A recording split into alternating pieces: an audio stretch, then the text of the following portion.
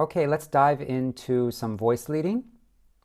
We'll start with voice leading from the 1 chord to the 5 chord and back, as well as the 1 chord to the 4 chord and back.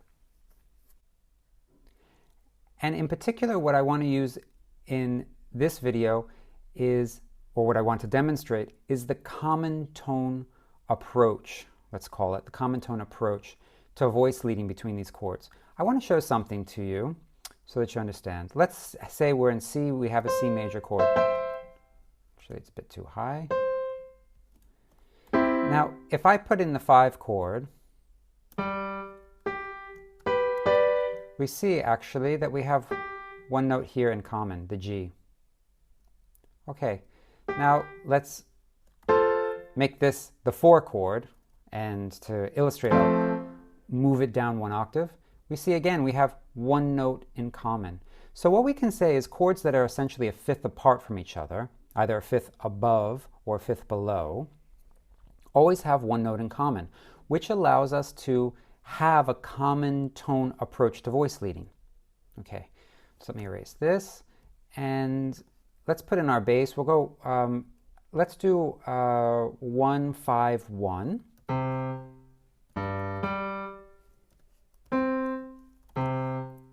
This is our bass. We have the 1 chord, the 5 chord, and the 1 chord. Let's start with a close position.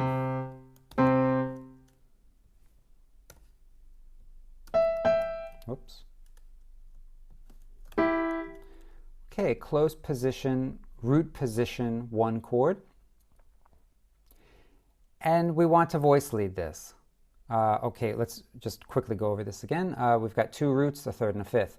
So what's the note that's in common? Well, the note that's in common is actually this G, right? Because between the C chord and the G chord, they share the G. So we know the bass has to move. We're only dealing with root position chords. The bass moves to the next root, which is the G. And the common tone approach would say, okay, in the upper 3 voices, keep the common tones.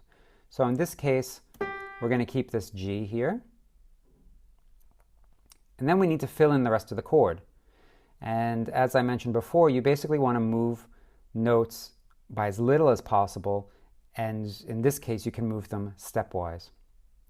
Okay, we also, I had also mentioned earlier that if possible, add some contrary motion. So if we look at this, we see not only can we move by step, but we can move by contrary motion. We have the root, the 2 roots, we need the 3rd and the 5th. So the tenor will take the 3rd, move down by step, and then the 5th will be given to us, the D, will be given to us by the alto. Like that. And to voice lead back, in this case, we can just sort of go in reverse, right? So go back to that, and here we keep our common tone.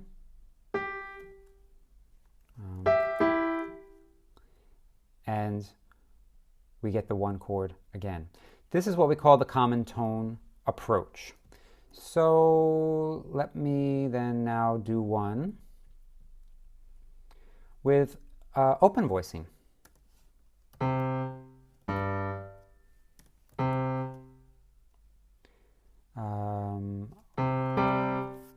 I'll voice the 1st chord. So we have root and 5th, so we need a 3rd and another root. Good. So we've got that. Where's our common tone? Our common tone is right here, this G. So let's keep that. And the other voices, can they move by step? Well, we've got the 2 roots. We need the 3rd and the 5th. Well, this is this could move easily to the B to give us the 3rd, and this can move easily, as we saw here, to the D to give us the 5th. So let's just do that. And then let's just go in reverse. So here we have an open structure, voice leading of the common tone approach in a 1-5-1 harmonic progression. Okay, good. Let me erase the chalkboard here. let's do the same now with 1-4-1.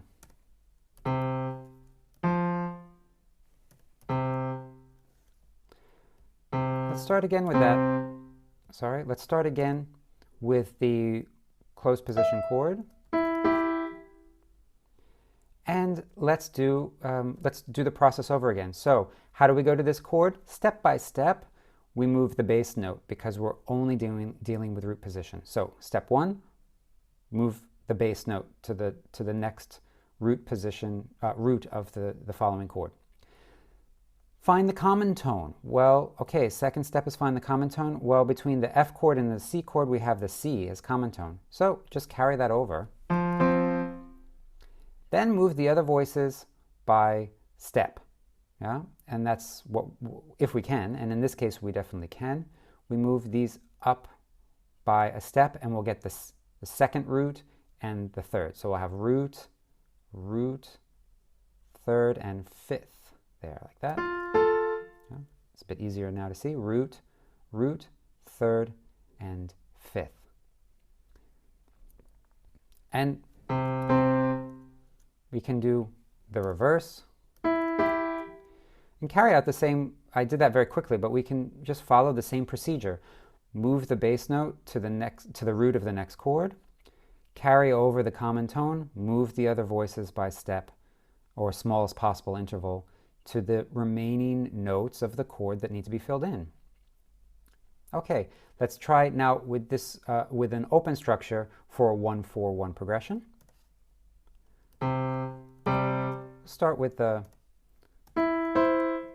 We'll start with the same voicing that we had for the 1-5-1.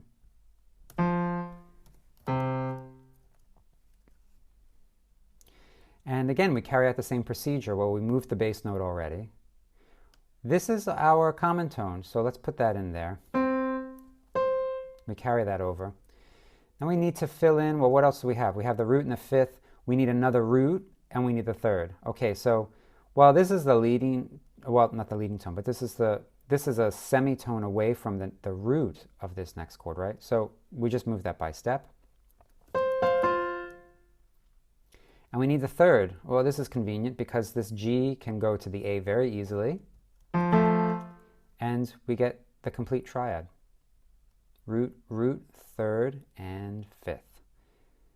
And we just do the reverse. I'll talk through it again so you have some more experience with it. We move the bass to the root position of the next chord. We find where the common tone is. We carry it over.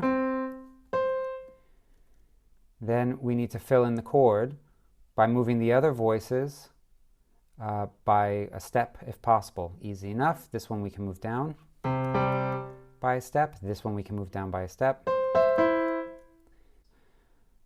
Let's hear this now.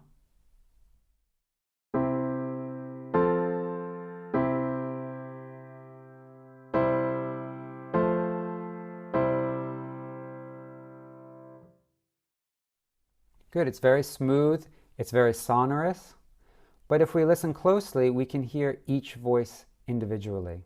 So it achieves our goal of being both sonorous and unified and allowing each voice to be independent.